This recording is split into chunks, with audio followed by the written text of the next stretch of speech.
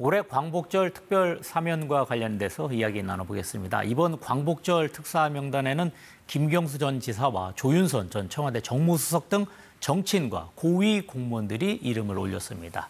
광복절 특사와 관련된 자세한 내용 최민영 기자와 함께 이야기 나눠보겠습니다. 어서 오세요. 안녕하십니까. 자, 우선 이번 광복절 특사에서 아무래도 많이 뉴스에도 나왔고 주목을 받았던 인물 하면 김경수 전 경남지사 어떻습니까? 맞습니까? 네, 맞습니다. 김경수 전 경남지사는 이른바 드루킹 댓글 조작 사건으로 2021년 7월 대법원에서 징역 2년이 확정됐습니다. 네. 그러다 2022년 12월에 사면이 되면서 5달 정도 남아있던 자녀 형기를 면제받았습니다. 네.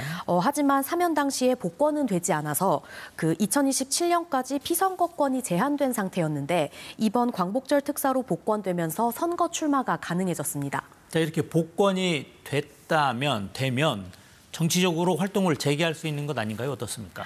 예, 맞습니다. 오는 18일 열리는 민주당 전당대회에서 이재명 전 대표의 연임이 유력한 상황입니다. 네. 이때 비명계가 이번 복권을 계기로 그 김 전 지사를 이재명 전 대표의 대항마로 세울 것이라는 가능성도 제기됩니다. 그렇군요. 예, 하지만 당분간 총선이나 지방선거 같은 전국 단위 선거가 없는 만큼 김 전 지사가 정치권에서 역할을 할 여건이 녹록지 않다는 분석도 나오고 있습니다. 당사자는 어떤 입장 보이고 있습니까? 예, 김 전 지사는 자신의 SNS에 글을 올렸습니다. 네. 그래서 복권된 소회를 이야기했는데요. 예. 우리 사회를 위해 보탬이 될 수 있는 역할이 무엇인지 잘 고민하겠다. 또 걸어온 길을 돌아보고 더 성찰하는 시간을 보내고 복권에 반대했던 분들의 비판에 담긴 뜻도 잘 헤아리겠다고 말했습니다. 네. 예, 김 전 지사는 현재 유학차 독일에 머무르고 있는데요. 네. 연말쯤 귀국할 걸로 알려졌습니다. 지금 김 전 지사 말고 다른 분들도 이번에 명단에 올렸죠?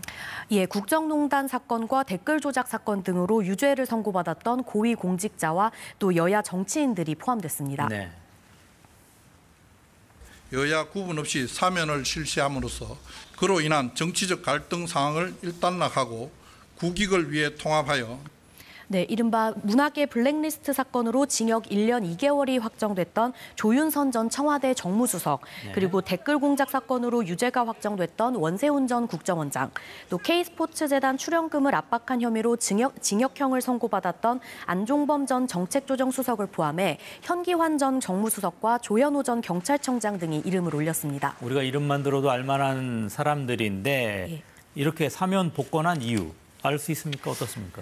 예, 정부는 사회적 갈등 극복과 국민 통합을 내세웠습니다. 네. 국정 수행 과정에서 잘못으로 처벌은 받았지만 장기간 국가와 사회를 위해 헌신한 주요 공직자를 비롯해 여야 정치인들을 사면했다고 했습니다. 예, 예.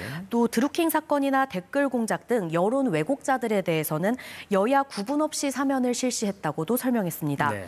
여기에 대해서 야권에서는 국정농단 사건에 연루됐던 인사들이 대거 복권된 것에 대해 비판의 목소리가 나왔습니다. 네, 야권에서는 국정농단 적폐 세력의 범죄 세탁 물타기라고 반발했습니다. 이번 특별사면에는 일반인들도 포함됐었죠? 예, 그렇습니다. 일반 수용자 1,137명도 사면 복권됐습니다. 네. 대부분 재산범죄 위주의 일반 형사범들이 대상이 됐고 그 살인이나 강도, 성폭력 등 강력범죄나 피해 규모가 큰 재산범죄는 제외됐습니다. 네.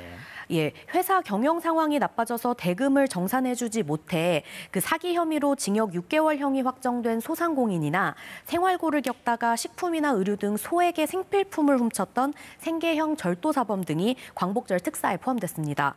또 정부는 생계형 사범과 더불어 미래의 성장 동력인 청년 사범을 사면한다고도 밝혔습니다. 네, 검찰 소식 한번 알아볼까요? 지금 현재 검찰총장 임기가 얼마 남지 않았는데 새 총장 지명됐죠? 예, 이원석 현 검찰총장의 임기가 다음 달 15일로 끝납니다. 네. 이에 따라 심우정 법무부 차관이 새 총장 후보자로 지명이 됐는데요. 네.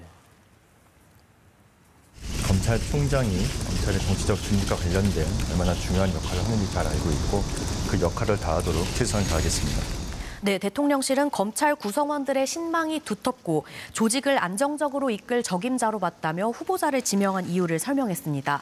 그리고 지금 심 후보자는 이제 인사청문회 준비단을 꾸리고 청문회 준비에 착수한 상황입니다. 네.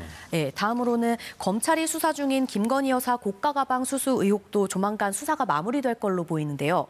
이원석 총장은 후임 총장의 부담을 줄여주는 차원에서 자신의 임기 내에 사건을 마무리하겠다라는 방침이지만 김 여사 조사 방식 결혼식을 두고 특혜 조사 논란이 불거졌던 만큼 이 총장이 수사심의위원회를 소집할 가능성도 있어서 상황을 좀 더 지켜봐야 됩니다. 네, 알겠습니다. 오늘 여기까지 듣겠습니다. 지금까지 최민영 기자와 함께 이야기 나눴습니다. 고맙습니다.